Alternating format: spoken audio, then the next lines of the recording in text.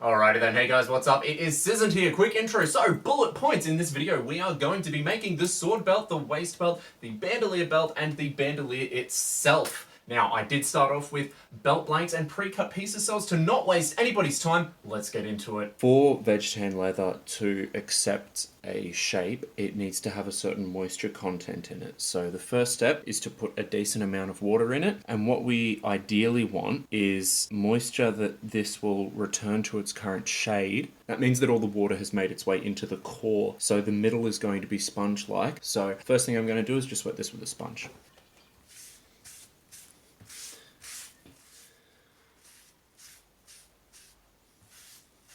So that's a good amount of water. I'm just going to let that sit. Now this won't take all that long to absorb the water to a point where I'll be happy with it. So I'll go over some of the tools that we'll be using just briefly. I've got my leather, of course. I have the pattern that we're going to be putting onto it. I can print off more of this, but I'm not anticipating that this will be destroyed in the process of transferring it. So I'll put one end here, repeat the middle a couple times and put the other end here. I'm going to be using a slab of marble. So this will basically be our countertop.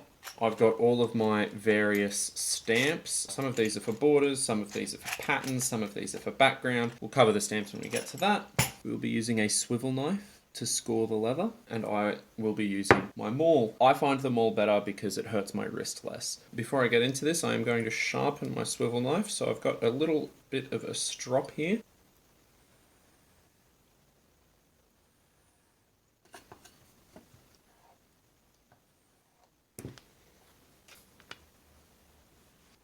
So the first thing that we'll be doing is just transferring the pattern onto it. Just going to line that up as best I can. I'm going to be tracing it on with a stylus.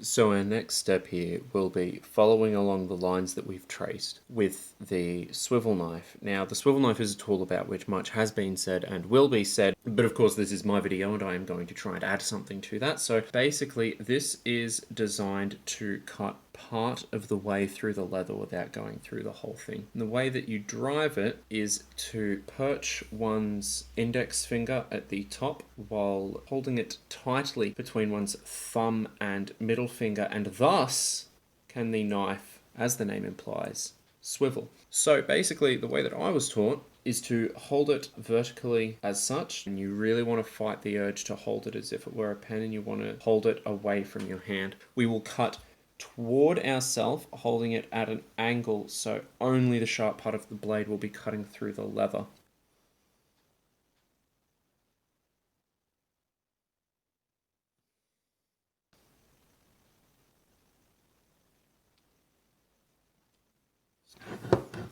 So you can hopefully see that what we've done is we've scored the top.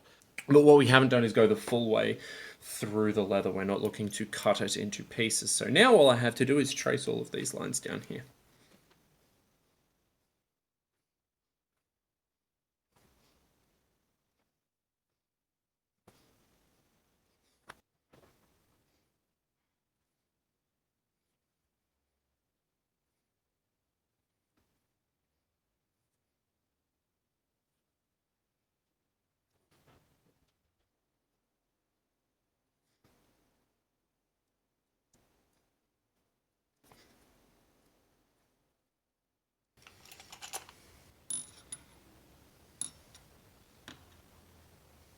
A brief conversation about what we will be doing here.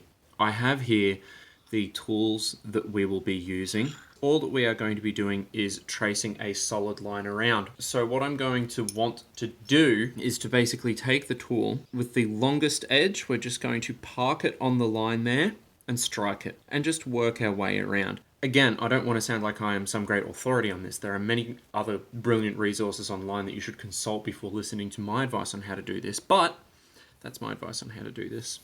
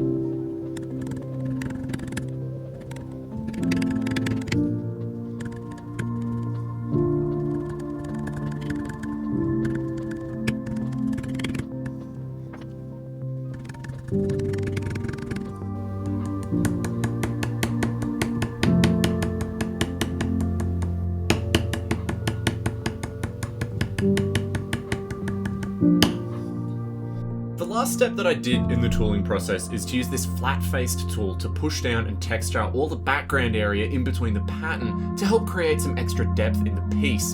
I then repeated the tracing process with the second pattern.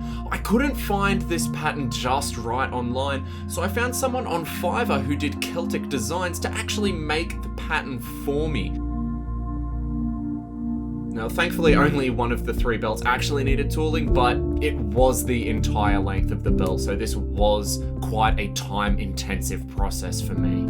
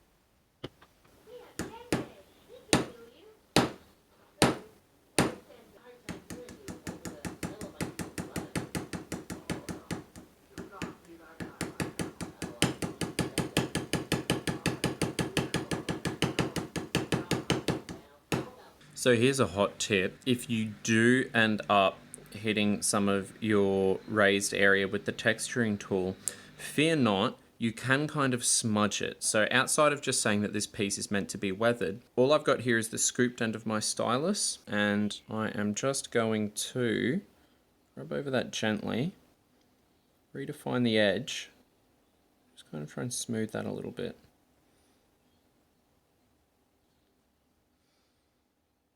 And there we go. So there's still a little bit of a visual bump, but again, bumps are to be expected, but it kind of just smooths over the dots. So when we stain this, that won't take as much color as this area will, which is exactly what we're after. So obviously don't try and miss, but you can fix it if you do. After tooling the belt, I cut out the other pieces that would make up the various belt accoutrements, the little keepers and the bandolier. So this bandolier piece is actually 2 pieces of thinner leather glued together. This wasn't necessary, I just liked the idea, I thought it would look nicer, and I thought it would sit a little bit nicer on the belt.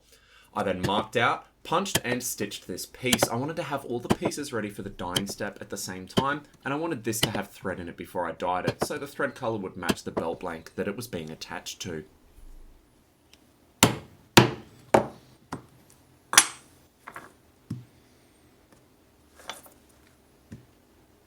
Alright, so we're going to do this in the order of the dye first. Then once that has soaked in, we're going to be putting some antiquing onto it. Once all of that's dry, I also have some top coat. Hey guys, it's Editing Grant. This was a dumb idea of past Grant. Don't use top coat on belts. It seals really well, but it was extremely rigid and ended up affecting the finish of the widest belt pretty severely. For something that's going to flex in use, like a belt, I would use Neat's foot oil next time. Okay, back to the show. Now, I've just got a little linen rag here that we're going to use to get a little bit of moisture on this. I don't want heaps. That might be a bit too much, honestly. He says wiping even more on. Now, normally I do like using paper towel for this sort of thing, but given the current state of the world, we're just going to be using rags and bits of crap that I had laying around. We're going to be using the mahogany.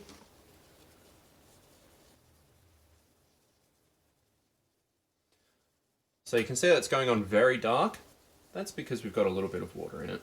Once it dries out, you'll notice the color change a little bit.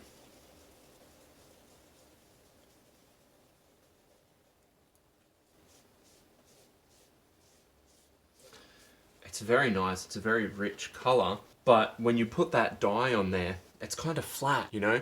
And because this is such a beautiful three-dimensional piece, if I do say so myself, what we really want is we really want for that depth to be brought out. So the next step, we're just going to wait for this to dry, then we'll come back and add the antiquing on in a bit. So now we're ready to do the antiquing. This is dried out completely from when we dyed it. Because this has kind of a weird viscosity, I'll just shake it well, and you should be able to see that I should be able to pour it on. There we go.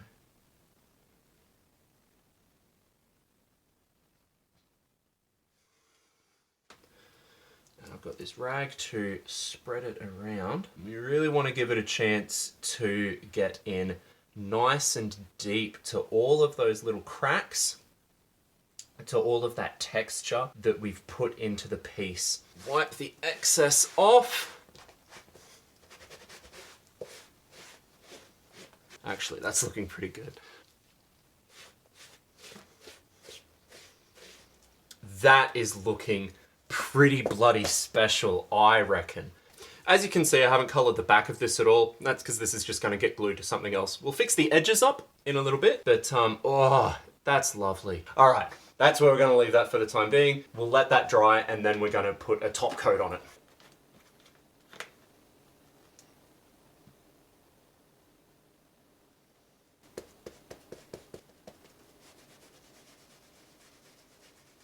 Once it's been on there for a moment, like with the antiquing, I'm just going to get a new rag and wipe the excess off.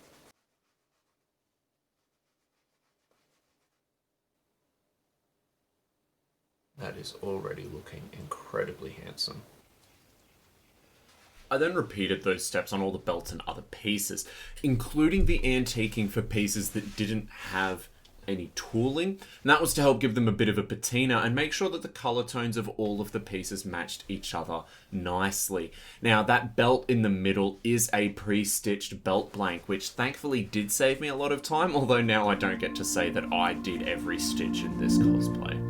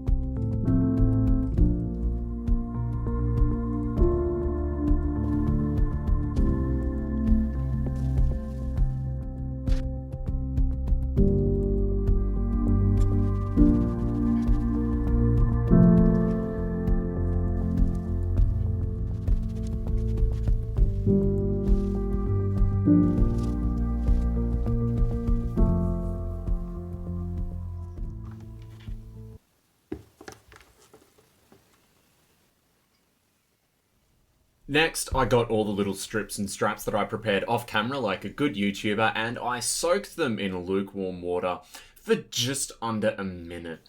So in order to make sure that my measurements were evenly spaced and the whole thing didn't come out looking goofy, I punched and cut the belt holes in the sides of the back piece.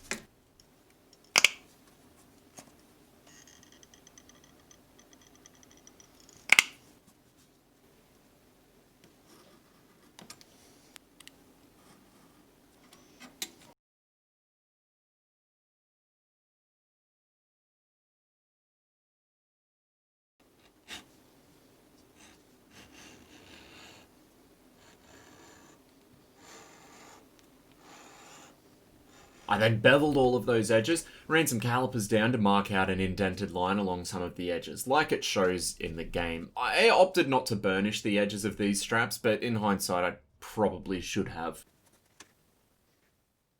Once all the pieces were soaked and prepared, it was time to assemble everything. This was a very time-intensive process of laying the bottles out, measuring everything, removing the bottles, laying the bottles back out, punching, removing the bottles, etc, etc.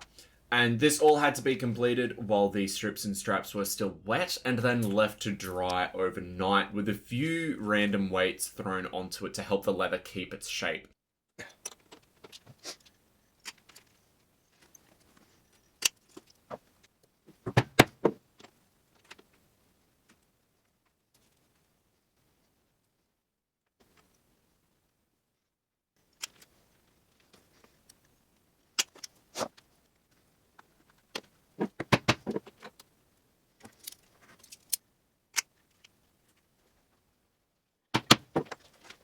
I used a skiving tool to thin down the edges of these pieces that would make up the bottom harness, and this was just to make sure that the bottles could slide in smoothly without hitting a bump on the way.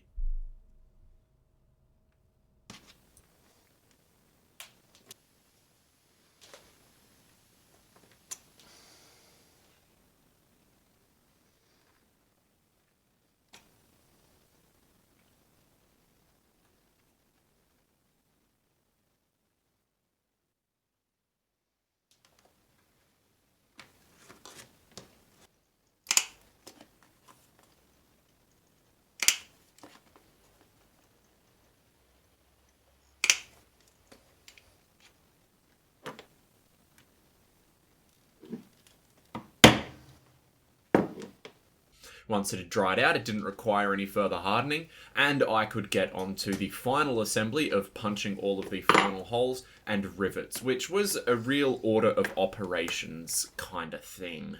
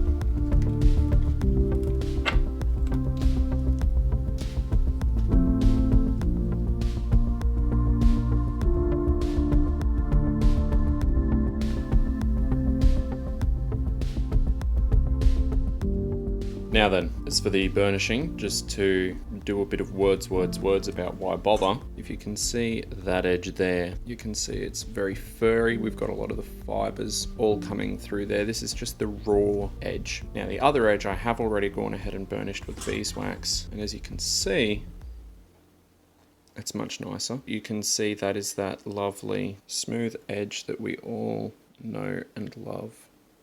So how do we burnish it? Well, thus far, in terms of burnishing, I have shown you my machine wheel, but this time we're going to do it by hand. So the first thing that I'm going to do is just apply a bit of wax directly to the leather. I've just got a block of plain beeswax here. It used to say something on the front, but then it melted because I live in fucking Australia. So that's just a simple matter of picking a spot.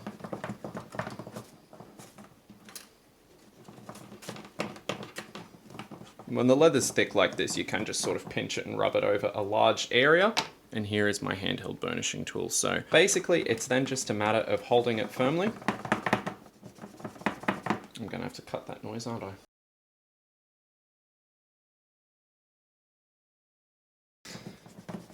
Once you've gone over it for a little bit, you can see that's now a lovely, rich, dark coloring. And you can see that it's very smooth and clean. So that's what we're after. So all we need to do now is the rest of the length of all of the belts.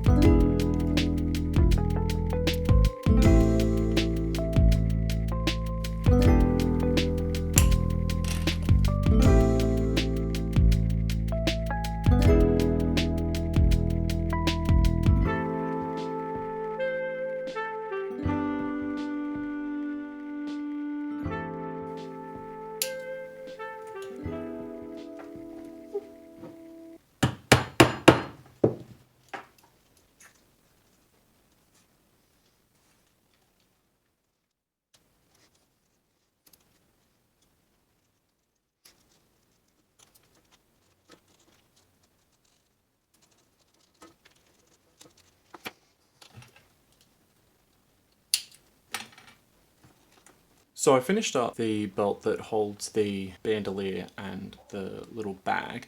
So you can see if I rotate, I've got the buckle sitting where I want it on the back. And then the next step is going to be positioning the little bottle bandolier. So I've just put the joker on so I can see exactly where it's going to sit. And I think that something like that.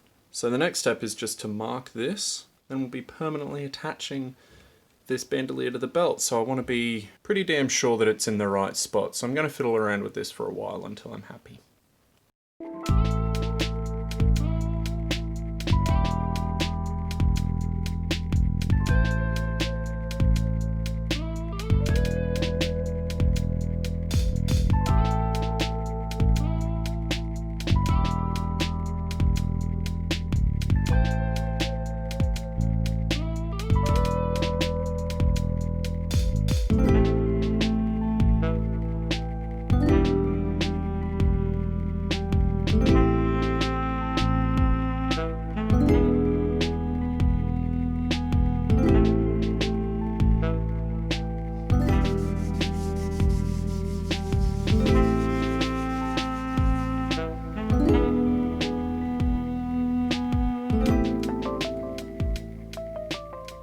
So here, again, I'm skiving the end of the belt so that when it folds over and forms the buckle end, it isn't too bulky. You can buy all different kinds of skiving knives or a potato peeler kind like I have right here, but they all do the same thing. They remove bulk from the back of the leather to thin the piece down. Then, I just punch all the way down the length of the belt and it's ready to stitch.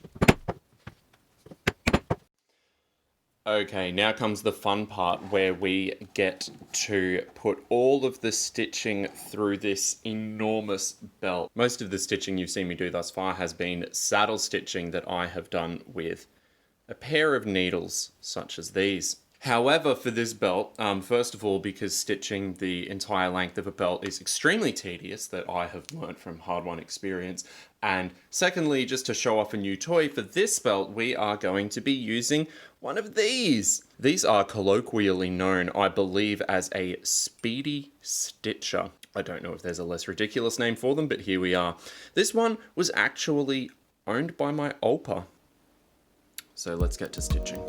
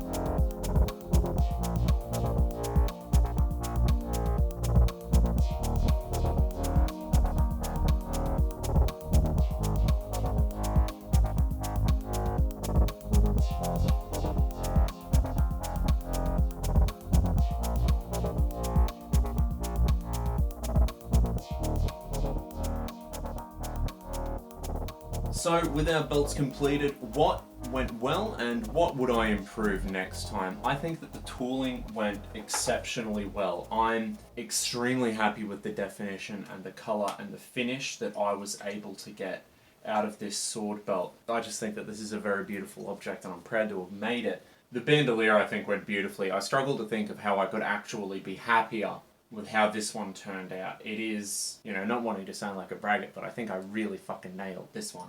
The wet forming worked perfectly. The dimensions wound up being pretty spot on. I'm happy with the bottles that I found. Of course, the big learning experience takeaway from all of this for me was just using top coat as a finish for a belt. I've had good experience using top coat before. I wasn't expecting it just to basically completely crap out on me, but, well, it's all shit. I'm pretty displeased with how much it warps and cracks and buckles just from being bent. So as I said, learning experience for next time. And speaking of next time, I hope that you guys will join me next time. I hope that you enjoyed watching this video, even if it wasn't for education's sake. I hope that you found it entertaining at the very least. And do take it easy, and I'll catch you next time.